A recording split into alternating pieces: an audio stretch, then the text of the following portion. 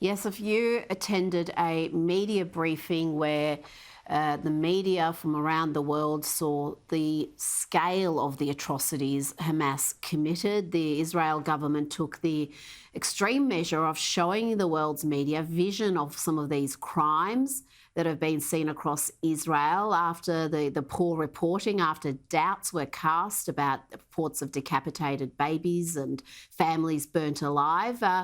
Can you tell us about this briefing? Yes. Rita, I've been seeing a lot of bad footages in the last 2.5 weeks. I've been seeing footages that I don't wish anybody in the world, to see. But today, it was something else. And for the last 2.5 weeks, Rita, I've been very strong. I did not break. And today, when the IDF exposed a 43-minute video of a raw footage from the GoPro of the terrorists, GoPro cameras of the terrorists, and from the CCTV cameras were in the kibbutz and in some of the houses. Raw footages that were for the first time revealed by the IDF in front of 200 journalists from the international media. And what I saw there is something that I cannot comprehend. I want to talk about the horrific footage that I saw of a father running away with his two kids, barely 10 years old, trying to go to a warehouse that was closed outside of their house. But Hamas terrorists, they run after them, and in front of the two kids, they shot the father and killed him in front of their eyes. After that, they dragged the two kids inside of the house. The kid was shot in the eye. The other kid was injured. Both of them were injured badly. And the Hamas terrorists, they find time to open the fridge and drink Coca-Cola. And at that time, one of the kids shouted, "Kill me. Why I am not dead?" A 10-year-old kid is shouting, "Kill me. I don't want to be alive." This footage was seen by 200 international journalists. I beg the Israeli government, please release the footages. Release what I saw. The world needs to see this. Right now, I am the witness. Right now, this is my testimony. But there is actually footage for that can back up everything I'm saying right now. And the world needs to see what ISIS-Hamas did to us. Do you understand how it was hard to see that kid begging to be dead? He wanted to die. Do you understand, Rita? That's the reality. And then the second thing, please, that I want to share with you. Go ahead, go ahead.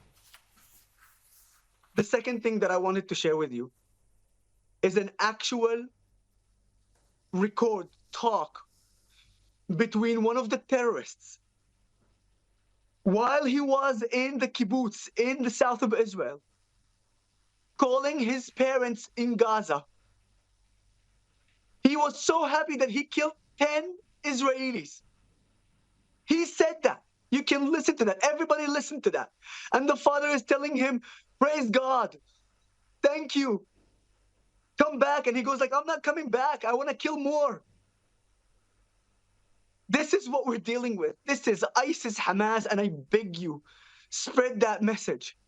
And it's not only me, as an Arab Israeli citizen who's saying that. You have 200 journalists from the world are witness to what I'm saying, and they can verify that.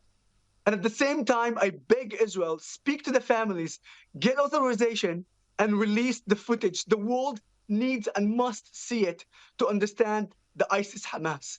Please share this as much as possible. Yoseph, I can't imagine even just witnessing that footage, and those images are going to be burnt into your mind. And I feel for you, because it's incomprehensible, the cruelty that has been unleashed on these innocent people, civilians, just on a Saturday morning. We are seeing also footage at the moment of interrogation videos with captured Hamas terrorists admitting to committing some horrific atrocities. What have we learnt from these interrogations about what they did, who ordered it, and what's going to become of these terrorists who've been captured? I've seen several investigations, and we understand clearly Hamas wanted first and above to target civilians. They are not even hiding it.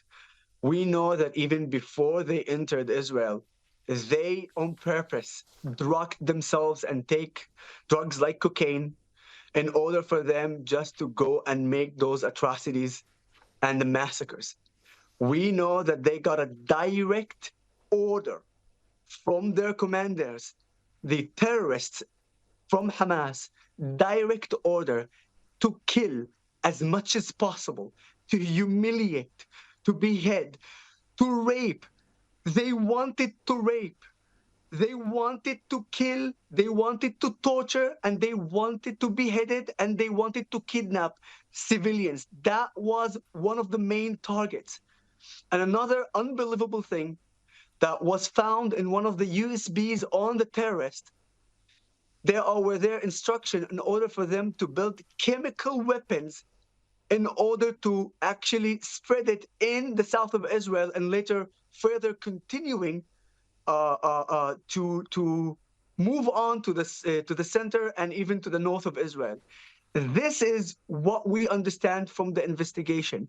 What I also understand in the investigation that some of the terrorists who were captured, they were trying to blame everybody else beside themselves because they know that they're being caught and they know that they're going to face a severe penalty and punishment. But make no mistake, just like Hamas, they're trying to give the image of to the world that they are they are not a terrorist organization and they're a resistant organization. We're not being fooled by those terrorists as well. We know the reality. We saw the footages. We heard the voices, and of course, we have still 200 plus kidnapped Israelis inside Gaza, and that's which brings me to my last point on that topic. Every time you see Hamas releases a footage of anyone who was kidnapped and brought to Gaza, and you see the footage that they're treating them like human beings and treating them in the best way. I want you to ask yourself just one question: how those Israelis found themselves in Gaza? Because one of the girls that her footage was released, that she was being treated in the hospital, few hours before that, she was partying in the south of Israel. Hamas entered Israel. Hamas injured her badly. Hamas kidnapped her and brought her to Gaza. Don't get fooled by ISIS-Hamas. Please, look at the full picture. Yoseph, Haddad, thank you so much for your time today. I appreciate it. Thank you for having me. Thank you very much.